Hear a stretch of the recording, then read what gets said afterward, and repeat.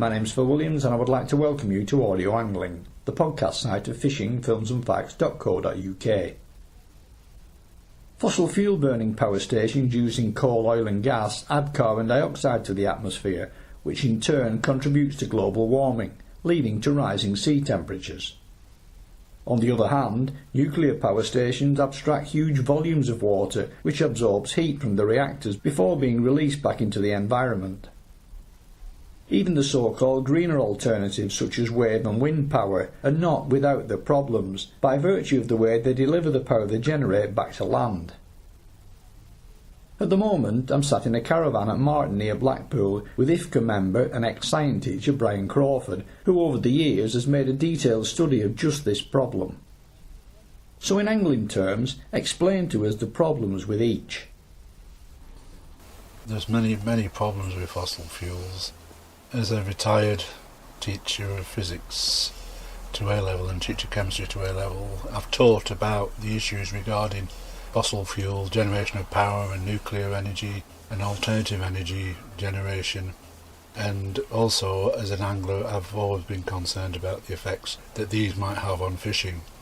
With fossil fuels, the main problem has always been the generation of carbon dioxide, which when it rains it causes a weak acid rain which can affect the pH of rivers, lakes and waters like that, which can affect the flora and fauna that develop in rivers and lakes, and in some of the highland type waterways can lead to complete death of all flora and fauna.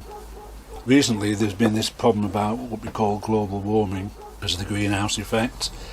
The oceans are getting warmer, the ice caps are melting, the sea levels might be rising, but particularly with regard to migratory fish such as eels, which spawn in the Sargasso Sea and are carried across to Europe by the Gulf Stream, global warming and the influx of melting ice caps means that some of these ocean currents, like the Gulf Stream, do change direction more than they used to do many years ago, although they might go in 10,000 year cycles or something. But we've had lots of problems with the eel larvae in particular reaching the shores of Europe because of the way the Gulf Stream's been changing, and for the last 20 years or so, 20-30 years, the populations of eel larvae and elvers reaching our shores decreased by a factor of 80-90%, which has been quite devastating to eel populations. And the fact that this may also affect salmon and sea trout, whose populations also seem to be getting affected, may have an influence on that as well, because salmon and sea trout tend to go back to the rivers and streams where they were born or spawned. But eels seem just to go anywhere they want, wherever the Gulf Stream takes them. So they don't seem too bad as long as they get into fresh water or brackish water. Also, because of the melting of the ice caps, the sea salinity is changing because seawater is more dense than fresh water, and the fresh water floats on top of the seawater. You get this layering effect, which will also affect the temperature, potentially affecting the currents. Big inland waters like the Baltic are having lots and lots of fresh water poured into them, so the Baltic is gradually becoming less saline. As the sea temperatures are slowly rising, it's affecting the distribution of sea fish. More cold water species are leaving the English Channel, and the southern areas of the UK are moving further north. We're seeing species off the coast of Cumbria we never used to see before, and it can also affect spawning because obviously different fish species require different circumstances to spawn on. I know fish species, or most animal species, will evolve or die, and they have to change their environment in this, and it's going to affect the distribution of small fish, fry particularly. It's affecting the ages at which fish will mature, again due to economic commercial fishery pressures who want to take fish before they're matured. It can affect this as well. But particularly with fossil fuels, coal, oil and gas, it is an effect that has got a limited future because in the next 50-40 years or so the world supply of fossil fuels is going to substantially diminish, and so less and less reliance will be placed on coal, oil and gas. So more and more countries are considering changing to nuclear energy, which brings its own various issues. At the moment, we are running down our nuclear industry, although we are planning new nuclear power stations. A few years ago we had 20, 30 nuclear power stations, and in 10, 15 years' time we may only have one nuclear power station. The present generation of nuclear power stations are only in the region of about 0.5 gigawatt output, which is still quite large, a bit larger than the average coal, oil or gas-fired power station, whereas oil, gas and coal power stations have a lifetime of generating for about 30 years. The present range of nuclear power stations we've had have not been much better. The life was about 30 to 40 years maximum, and they're all now being decommissioned in the various parts of the country. New nuclear power stations are being planned. At the moment there's only about 6 or 7 being planned, which is hoped to be able to generate enough electricity to satisfy up to maybe 50-60% of the UK's requirements. However, these nuclear power stations will be comprising nuclear reactors which are more than twice as powerful in generation terms as the past ones have, where they are going to be generating a minimum of 1 to 1.3 megawatts of electricity, and they'll be commissioned for about 60 years, with a life cycle from initiation to final termination of about 100 years on a particular site. So the sites that are selected have got to be near the sea, because they're going to require massive amounts of water as coolers, unless each nuclear reactor has about 4, 5 or 6 big cooling towers. The one that's forecast at the moment in Cumbria, at Moorside near Sellafield, is predicted to have 3 reactors of about 1.3 gigawatts, giving almost 4 gigawatts altogether. And each reactor has to be near the sea. It has to be on a site that's going to be sustainable for a minimum of 100 years. So it's got to be built on a big platform if it's near the coast, to make sure rising sea levels or water surges won't damage it. And the amount of seawater each reactor will require approximately 120 cubic metres of seawater per second, 24/7, for about 60 years, which is a massive amount of water intake for each reactor. That's nearly 400 cubic metres of water per second to cool the reactors. This water is chemically treated because seawater is very corrosive, so it has to be neutralised by adding various chemicals, which will then be pumped out with this water back into the sea. So the intake and discharge of the seawater is an obvious cause of concern. It's also going to be heated up in the reactors, because its main job is going to cool the reactors. Therefore this seawater has got to absorb the heat from the reactors. It's then pumped back out into the sea at the same rate of about 400-500 cubic metres per second for 60 years.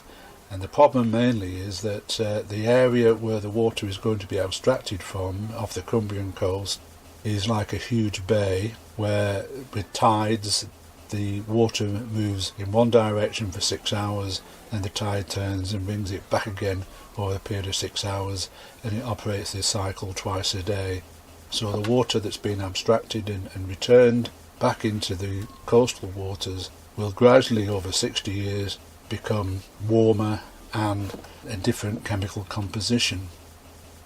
No research has been done on this effect anywhere in the world.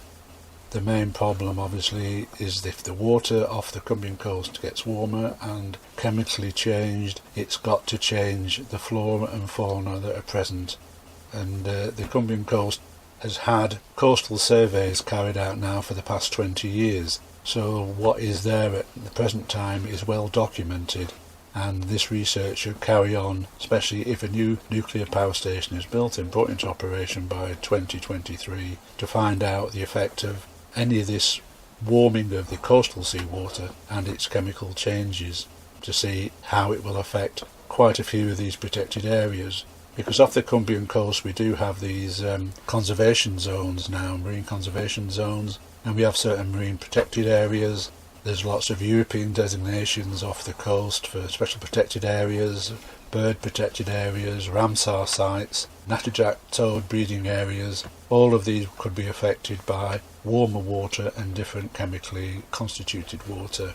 So there are some quite serious concerns which have not been addressed. They've not even been mentioned by anybody in looking at what this nuclear power station can bring. I mean, the obvious thing is we do need nuclear power, especially once the fossil fuels have gone. We're going to need a lot of nuclear energy to replace it, but there will be a cost environmentally, and therefore there needs to be a very robust environmental impact assessment made of the potential damage to the coastal water of Cumbria, and also obviously on all the other proposed nuclear power station sites, particularly in the Severn Estuary. If it's in the Severn Estuary, it's a different area biologically and environmentally. The River Severn has a 30-foot rise and fall of its tide on average twice a day, and the water that's going to be warmed up there from the discharge of the nuclear power station is going to be carried out down the estuary with a falling tide, but then brought back up again on the next tide. So the overall estuary of the River Severn between Wales and North Devon will substantially change as well over a period of 60 years. It will become much warmer, it will become different chemically constituted, and therefore it will have a dramatic impact on the environment of the Severn Estuary. The other ones that are forecast off the coast of Essex could have similar potential there. And we're talking about, although these nuclear power stations may create 300 jobs, they also are going to have the potential to cost thousands of jobs in the commercial fishing industry, as well as causing massive changes to the populations of flora and fauna that are already present. And nobody can predict how these will change. It's almost certain that the present populations of marine life will die off and may be replaced by something else, or potentially nothing, no form of life whatsoever. So there is the potential from nuclear energy to have coastal deserts off our shores. So based on the country's experience so far with nuclear energy, in angling terms, what are the positive and negative effects that we all should now be aware of? The present coastal power stations, such as the one at Heysham, for example, and the one at Wyford on the Isle of Anglesey, these have benefits in that the warm water discharge they produce do increase the populations of fish, almost acts like a nursery. The same effect has happened on the River Trent, the River Severn, various other rivers where coal-fired power stations have been operating for many years. The waters of the River Trent have increased in temperature, and fish like carp have really thrived and got bigger and bigger, and barbel and chub. Lots of other fish species are overwintering much better because of the warm water discharge all year round keeps these river temperatures higher than what would normally be expected. The downside of these are that fish, particularly small fish and fish eggs, small crustaceans, are sucked into the intakes, and this will happen even more with the coastal ones, where each reactor requires 120 cubic metres of water per second and will suck in anything that gets within a certain radius of the intake. They may have grills to try and stop this, but these grills will soon get blocked up by seaweed and other things which are sucked in under tremendous pressure. The power station at Heysham is constantly clearing tons of dead fish and crustaceans from its intakes. It sucks in shrimps, crabs, as well as fish of all sizes, and these are taken away in skips every week to be deposited into landfill sites. It's like having a giant hoover there. At one point where the discharge water is, it's warming up the water, so it's attracting fish.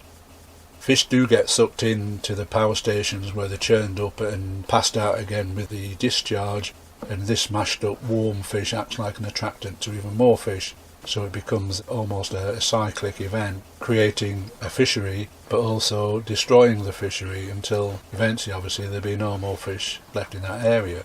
And the present power stations only need about 30 cubic metres of water per second, but are still devastating the fish life near their intakes and the outfalls, whereas the new nuclear ones will have a far more devastating effect.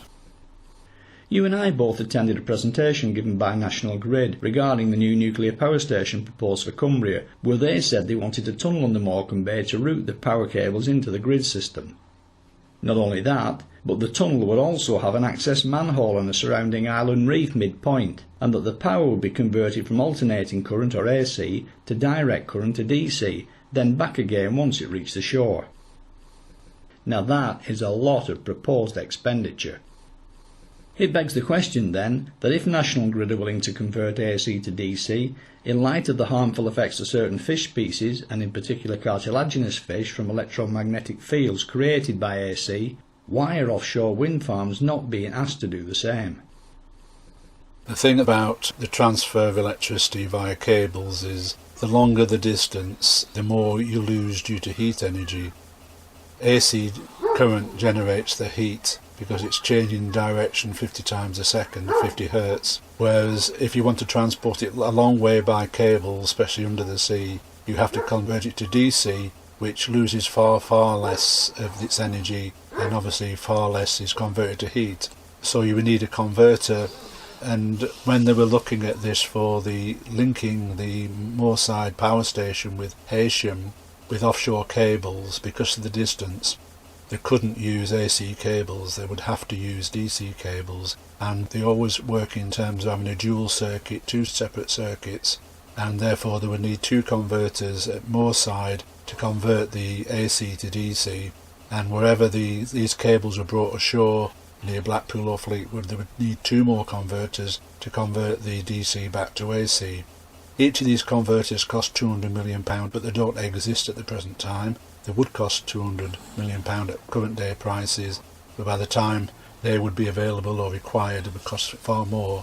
And this is a technology that's not been done anywhere in the world yet, apart from at lower levels, because we're talking about a requirement for transferring up to 400 kilovolts of electricity at a time. The present system in Cumbria on the west coast is 132 kilovolts. And obviously with the new nuclear power station, this has got to be superseded by a 400 kilovolt system.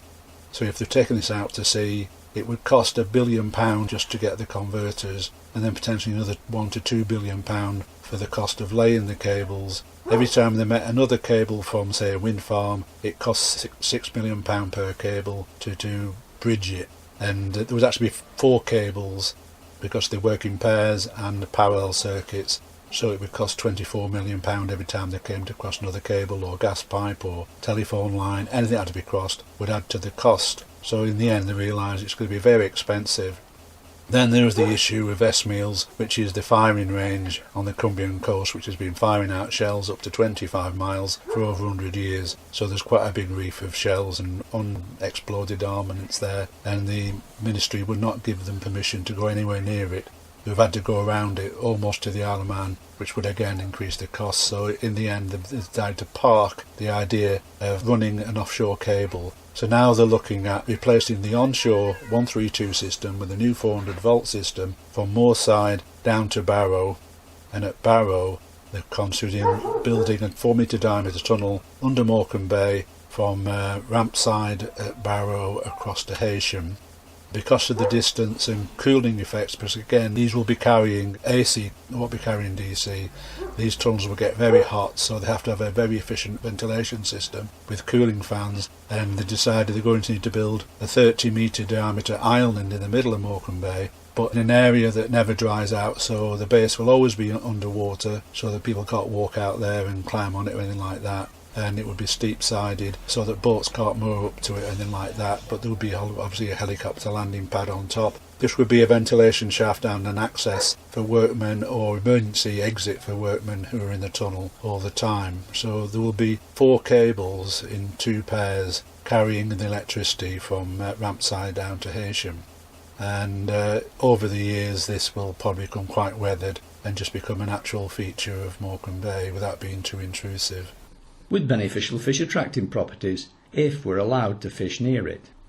The base of it will become almost like a reef system which will attract mollusk, crustaceans and all the life, and therefore the base of this 30 metre diameter tower will become a fish refuge as well, because obviously commercial interests will not be able to fish near it, even though it's going to be in reasonably shallow water at low tide, it will be in water all the time, and so it should eventually be of benefit to marine life. It's going to be very similar to the wind turbines. At first, wind turbines were thought to be potentially detrimental to fish life because of the vibration, flashing effects of the rotor blades turning, sending vibrations down to the seabed. But the various firms that have been involved in building the wind farms carried out substantial research before the first wind farm by trawling to establish the population of fish in the areas where these wind farms were being built. And each year since, further trawling and various drift net fishing has been carried out to sample the fish life and to investigate what goes on below the water surface, and they found out that fish populations are actually starting to increase. The base of the wind turbines are becoming encrusted in crustaceans, barnacles, mussels and things like that, and seaweed which attracts small fish. So the base of each wind turbine is becoming a mini nursery, which can only be a benefit because they are non-fishing areas. There's no-go areas there for commercial fishermen. Commercial fishermen aren't very happy because vast areas of their fishing ground is now a no-go area, as well as having these marine conservation zones, so they're not getting too happy altogether, so they tend to concentrate more on the cockles and mussels on established beds where they've got access to them. What about access to anglers? Anglers also cannot go anywhere near the wind turbines. They can go upstream or downstream or wherever from them, but they can't fish amongst them for obvious safety reasons, which might be a good thing in lots of ways, because these nursery areas, the small fish there will gradually get bigger and bigger and then move off in search of more food. So it's six of one, half dozen of the other really regarding recreation angling. There's could be more fish available in the long term, but there'll be more areas where they aren't going to be able to fish. New areas will develop, but with all the other impacts on this particular area off the coast of Cumbria, with potential warming of the water, changing of the chemical constitution, it's debatable. The only main downside obviously is these wind turbines have only got a life of 20-25 years, at the end of which they've got to be completely demolished, withdrawn, dismantled, down to below the surface of the seabed.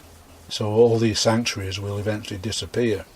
Whether they build new wind farms to replace them, I don't know, because they're costing billions of pounds to put up, mainly of public money, and they'll cost billions of pounds of public money to dismantle, and then where do we go from there, whether we replace them or not. So there are advantages and there are many disadvantages regarding wind turbines. There are problems occurring with the cables that run from the wind turbines.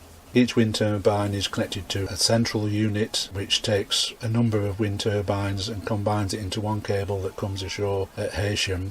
Originally these were buried a metre below the seabed, but scouring has really sort of revealed these cables above the seabed level, and the companies have now had to put in hundreds and hundreds of tons of rock armour on top of these cables on the seabed, which again means it's going to be less of an area for people to fish, because these are no-go areas. Again, anywhere there's a cable, particularly if it's getting near the surface or with rock armour, you can't anchor anywhere near it. But this rock armour may cause more nursery areas to be formed, more crustaceans inhabiting these areas, so there may be benefits again from having that. Depends how these react to future scouring, because they will cause scouring of their own due to the sea currents, so they may still cause various problems which aren't determined as yet. It's only recently been found out in the last year or two about the cables being exposed and having to use rock armour. And again, this will have to all be dismantled once the life of the wind farm has come to an end. So there's going to be more disruption to that as well, although the rock will obviously be left there. Also, what about electromagnetic fields or EMFs causing disruption to fish around the cables?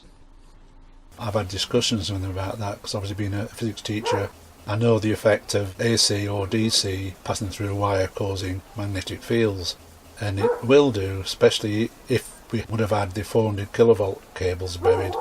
With DC going through, these would have produced very, very big quantities of electromagnetic inducted fields. AC is a bit less extent. These wind turbines are only between 3 and 5 megawatts, so the cables supplying the wind farm to the shore are probably only in the order of 200 or 300 megawatts. This is mainly AC, So the magnetic field of that may not be substantial, but that's only for what we might think. But certain fish like plaice and taupe, skate, will feel the effect of the electromagnetic field. They don't like it and they will avoid that area. So it could have an impact, and this is an area that I will be watching very carefully over the coming years. Is there then any reason why anglers should feel concerned about any of this? I think there's a great deal of potential for concern regarding the nuclear power station and the effect of the warming of the water and the chemical treatment of the water. There are concerns with the numbers of cables that are appearing offshore, the extension to these wind farms which seem to be extending all the time. I know there's more and more planned for the future. And the main problem is the fact that they are limited lifetime, so they're going to have to be dismantled, they may be replaced, so there's going to be continual disruption. But fish species like birds, for example, and crustaceans seem to go from one area to another under natural conditions, and they'll have to just learn to adapt to do so under these new man-made changes to their environment. The other main potential for disruption is if you have a barrage built across estuaries.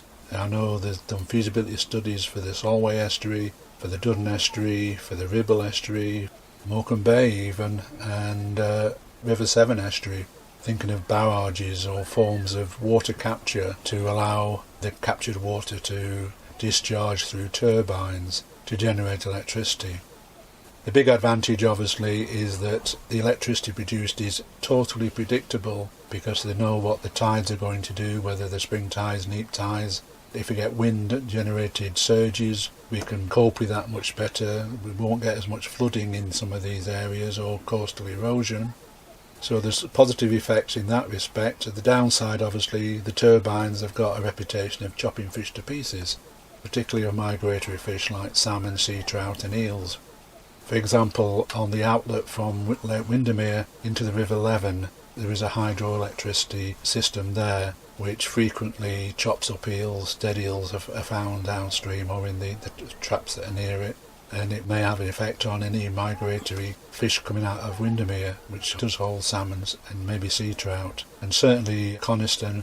But the Coniston system, the River Crake, doesn't have an hydroelectric scheme at the moment, although more and more schemes are being considered in inland water areas as a form of generating cheap electricity.